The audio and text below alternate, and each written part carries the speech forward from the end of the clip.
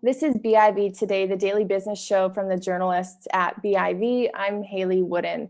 Hospitality is one sector that's been hit particularly hard by COVID-19. And even though, at least in BC, you can go and stay at a hotel now, eat out at a restaurant, there's still some big questions around the future of the sector. And that's the focus of a recent report out from Deloitte Canada. Joining me to talk more about the report and its findings is Leslie Peterson, a Vancouver-based partner with the firm, as well as Deloitte Canada's National Transportation, Hospitality Services, and Gambling Leader. It's a big portfolio. Leslie, thanks so much for coming on the show.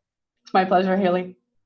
One of the biggest questions I have at this point in time is what's going to stay? Some of the changes we've seen, are they going to be around for years to come, or are we going to revert back eventually to the pre-pandemic way of things we've seen in hospitality? Tell me a little bit about what's going on and whether we'll ever be in a super crowded restaurant ever again, or whether those times are behind us. Yeah, no, that's a great question. A lot of people are certainly asking it. This is an unprecedented time, and in this kind of in this pandemic and in this situation, and organizations have had to adapt and adjust in order to support the health of the customers and the patrons of their facilities. There's a number of different things that they've had to do to adapt to that, but really it's a foundation of building trust. And so through that, trust is encompassing both personal, physical safety. It's also about their health and safety of their data, all of those types of things as they've looked to evolve how they provide their service.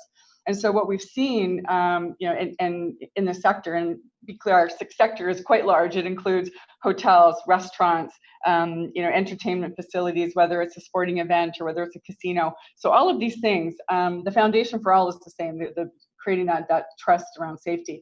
And so the cleaning procedures that organizations have been putting in, I expect, there may be, those are going to stay. I would say that, there may be some, as vaccines are created, there may be a little bit of lessening of those things, but I do think that there is going to be an increased focus on ongoing safety and cleanliness. I do think from a digital perspective, a lot of these organizations have had to adapt into more of a digital play. If they weren't before, they got pushed there. If they were, then they're looking at enhancing how their digital services are being affected, whether it's from the point of online booking or entry, whether it's a reservation in a restaurant or reservation in a hotel, all the way through to how they order the meal, how they access a room. So all of those digital things I think are going to be there, and I think those are going to continue to evolve and develop. And I know from at least the consumer perspective, just because in certain jurisdictions we have the ability to go out doesn't mean that people are yet at that level where they trust the experience they'll get or they're comfortable going out. What have you learned about how consumers are feeling and how they might be spending their dollars during this uncertain time? For sure. So the hospitality sector is really about discretionary funds, and as you can appreciate, this pandemic has created potential, job loss, income loss, and so people are spending their money on more non-discretionary items as opposed to discretionary items. So things like food, grocery, that type of thing. And so we're definitely seeing a change in behavior in terms of how they're actually spending on other discretionary like items around entertainment. What we're finding is through our state of the customer tracker that we've developed is that 48% of individuals are feeling concerned about their own personal safety, and 58% are concerned about the safety of their families. And so that makes people second guess about whether or not they do want to go out and venture out into broader populated settings. So they're questioning that. I think what we're also seeing is that, from a statistics perspective, very, very few people are feeling safe about actually going out to a restaurant. And so, there's, restaurants, 32% of people only feel safe going to a restaurant. We have 28% of people only feel safe going to a hotel. So there's still that pent up demand, but also that reservation about whether or not people want to take on going out into the hospitality space. Completely understandable. I know I've ventured out a couple of times to see what that restaurant experience is going to be like. It's very different and for very good reasons. I wonder too about how our expectations may be changing. It's kind of a different ambiance when you go to a restaurant nowadays with the plexiglass and the masks and it's hard to hear. What do we expect? And do we have high expectations of the hospitality sector? Yeah, I do think that, there is definitely a bright side to all of this. I think this is an opportunity for organizations to think about and innovate and think differently about how they provide their service. So, as we think about, back in March, everything basically shut down.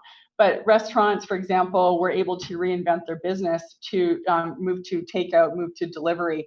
And so, as customers are coming into a facility, and depending on how they're using it, they expect to see specific procedures in place. And so, I went to a restaurant not too long ago myself, and so they've actually moved to a digital menu. So if you didn't have a phone with you or a tablet, you had to actually ask for the hard copy menu, which they did have, but they were very reluctant to give it out because they have to throw it away.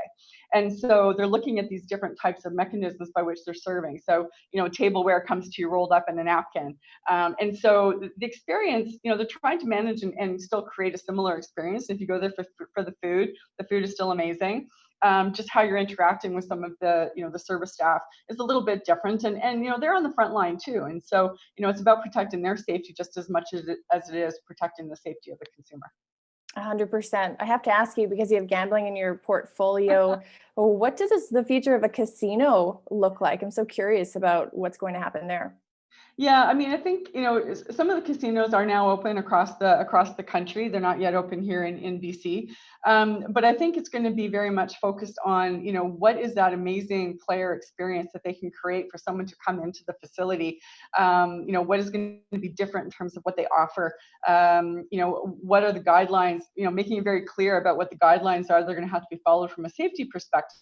And I think what you'll see is that people that were inclined to go to a casino in the past are still likely to continue to go into the facility and play as they will. I think it's pulling in those individuals that maybe it might be a not their first choice, but how do you create an environment or an entertainment experience that will draw them in, and what does that feel like for them? So I do think, all the safety protocols, of course, have to still be in place, but how do you make it, an entertaining time for someone to come in, regardless of how much money, they have available to spend, but create the best experience possible.